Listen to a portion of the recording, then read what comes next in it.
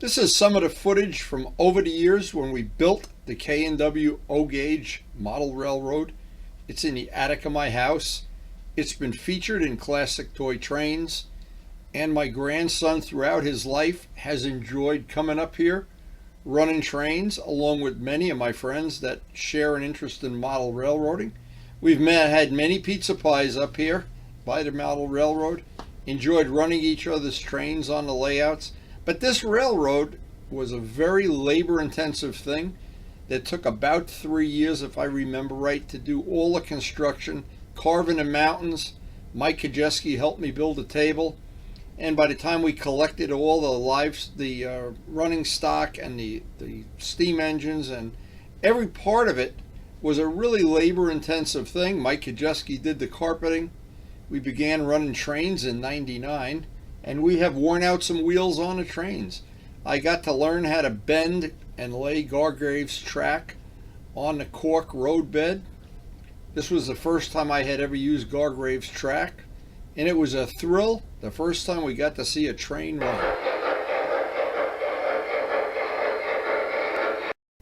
As some of the more labor-intensive parts of building the scenery, I molded my own tunnel portals from plaster, made rubber molds for a lot of the things, even the boats that are on this layout, the small rowboats and some of the other features, but carving the mountains, carving them from solid foam. Here's a little before and after of, it's a labor of love for sure.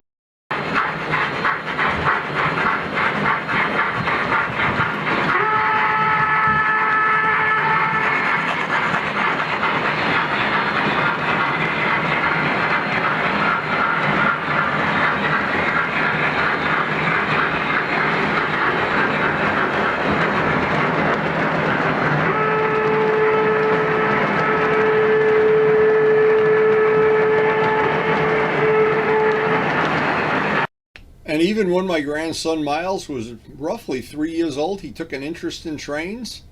And of course the usual thing, the Thomas the Train trains, and going down to our town to look at the passenger trains go through the station in Rutherford.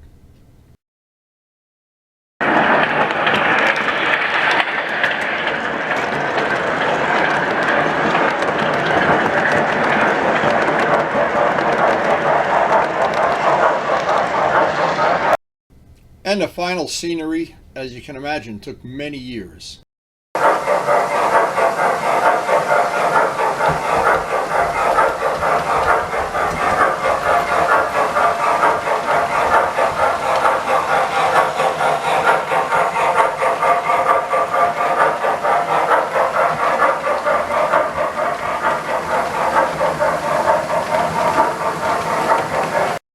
And there's a lot of small, very small details on this layout.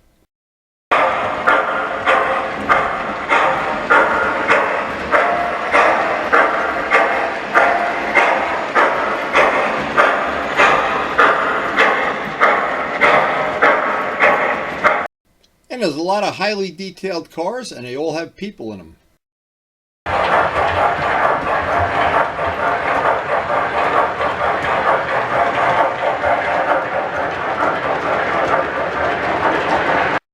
And there's 3 separate lakes and many, many boats.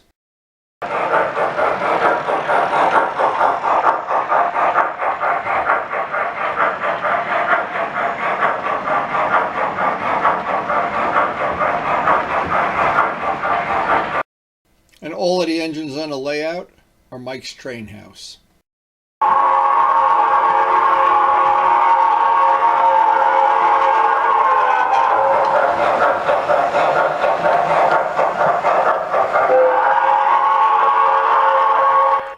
And the coal unloader was completely made from scratch.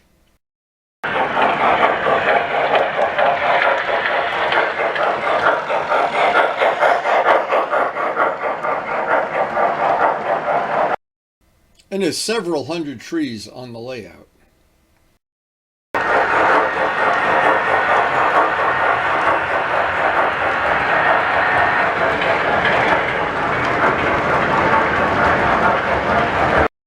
And there's over 100 painted people in the passenger train.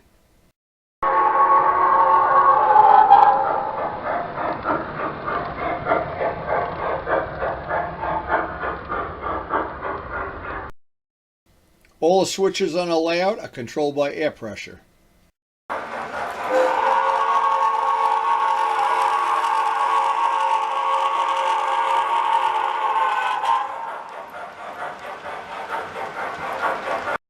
And power in the layout is 2 ZW transformers.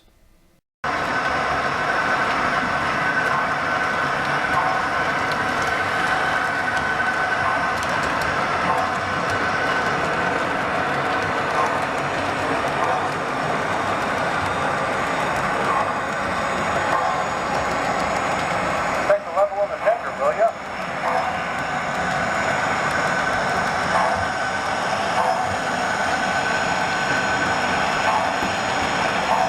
And these are a few random photos that we took during the making of the scenery.